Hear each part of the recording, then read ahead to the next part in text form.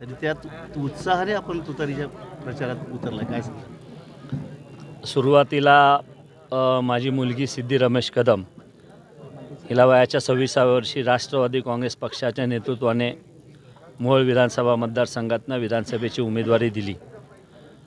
त्याबद्दल मी माननीय शरदचंद्रजी पवार साहेब असतील, माननीय जयंत पाटील साहेब असतील, माननीय सुप्रियाताई असतील, या ठिकाणचे खासदार माननीय धैर्यशील भैया मोहिते पाटील असतील, या सर्वांचा आपण त्या ठिकाणी आभार मानतो, मनापासून धन्यवाद देतो।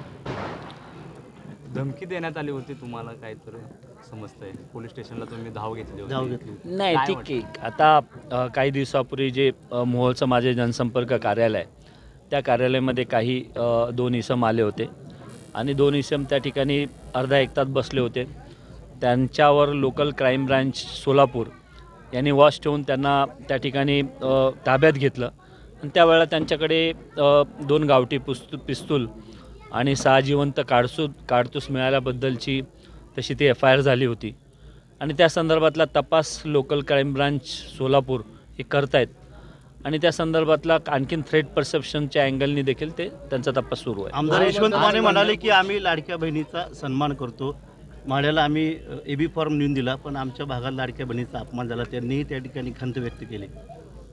नाही, आमदार यशवंत मानेंनी काय प्रतिक्रिया दिली मला माहीत नाही, परंतु राष्ट्रवादी काँग्रेस पक्षाने आज जे काही उमेदवार उतरवले त्याच्यामध्ये सर्वाधिक महिला उमेदवार आणि सर्वाधिक तरुण उमेदवार हे राष्ट्रवादी काँग्रेस पार्टी शरदचंद्रजी पवार साहेबांच्या पक्षाकडनं जवळपास 11 महिला उमेदवारांना उमेदवारी दिली आहे आणि केवळ राष्ट्रवादी काँग्रेस पक्षाचं जे नेतृत्व आहे शरदचंद्रजी पवार साहेब ते बोलत नाहीत तर त्यांच्या कृतीमध्ये देखील महिलांना सन्मान दिल्याचं दिसून येतं आहे। त्या दृष्टीने महिलांचा मान सन्मान या पक्षामध्ये राखला जातो आहे। आज पंढरपूर शहरामध्ये मैत्रीपूर्ण लढत होत आहे, काय कशा प्रकारे पाहताय?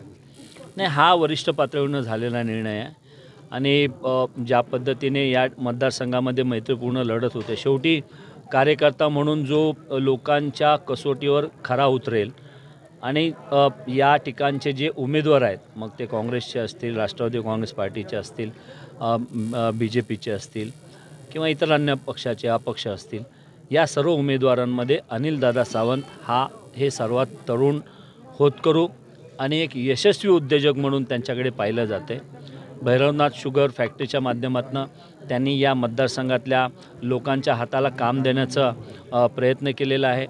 त्यांनी अनेक लोकांना त्यांच्या पद्धतीने सामाजिक कार्याच्या माध्यमातून अनेक वेळा सर्वतोपरी आर्थिक असेल, सामाजिक असेल, शैक्षणिक असेल ती मदत केलेली आहे। त्याच्यामुळे एक विजन असलेला आणि लोकांना मदत करण्याची मानसिकता घेऊन या विधानसभेमध्ये उतरलेला हा तरुण चेहरा राष्ट्रवादी काँग्रेस पार्टीने उमेदवार म्हणून दिलेला आहे आणि आम्हाला विश्वास आहे या ठिकाणी तिरंगी लढत होऊ दे, चौरंगी लढत होऊ दे, या लढतीमध्ये अनिलदादा सावंत हे चांगल्या मताने निवडून येतील। मोहोळ मतदारसंघामध्ये आपल्या कन्येला राष्ट्रवादी शरद पवारांकडून आपल्याला उमेदवारी दिली होती, परंतु ती उमेदवारी तुमची कट केली, थांबवली आणि नंतर त्यांनी उमेदवारी दुसऱ्याला दिली। या तिकीट कापण्याचं कारण काय? उमेदवारी न देण्याचं? नाही, राजकारणामध्ये सर्वच गोष्टी आपल्या मनासारख्या होतात असं नाही। राजकारणामध्ये काम करत असताना काही वेळेला काही गोष्टींवर आपल्याला पाणी सोडावं लागतं, काही वेळेला आपल्याला थांबावं लागतं। राष्ट्रवादी काँग्रेस पक्षाने शरदचंद्रजी पवार साहेबांकडून सिद्धीला उमेदवारी मिळाली होती, पुन्हा पक्षाने ती थांबवली, पुन्हा भविष्यामध्ये मी असेल, सिद्धी असेल, आम्ही या राष्ट्रवादी काँग्रेस पक्षाचं इमानीद्वारे काम करत आहोत, करत राहणार आहोत आणि भविष्यामध्ये पुन्हा कधीतरी आणखीनही राजकारणामध्ये संधी मिळेल। तिचं खूप वय लहान आहे, तिला आणखीनही खूप पॉलिटिकल फ्युचर आहे, मी देखील अजून म्हातारा झालेलो नाही, त्याच्यामुळे आम्ही अजून खूप झाले होते, यावर बैठका घेतल्या आणि आज तुम्ही या ठिकाणी आव्हान करतायत की बाबा मतदान करा, याबद्दल? नाही, आता ज्या पद्धतीने सिद्धीला उमेदवारी अचानक दिली गेली आणि पुन्हा ती अचानक बदलली गेली, त्यामुळे कार्यकर्त्यांमध्ये एक वेगळ्या पद्धतीचा रोष आहे। कार्यकर्ते हे साहजिकच आहे, स्वाभाविकपणे नाराज आहेत। त्या कार्यकर्त्यांशी बोलण्याचा, त्यांचं मन वळवण्याचा माझा प्रयत्न सुरू आहे। राजन पाटील असं म्हणाले होते की आम्हाला आव्हान जे होतं ते कदमांचं होतं, खरेंचं आव्हान आम्हाला वाटत नाही, असं राजन पाटील म्हणाले, काय सांगा? आता राजन पाटील काय म्हणाले त्याच्यावर मी काय प्रतिक्रिया देणार.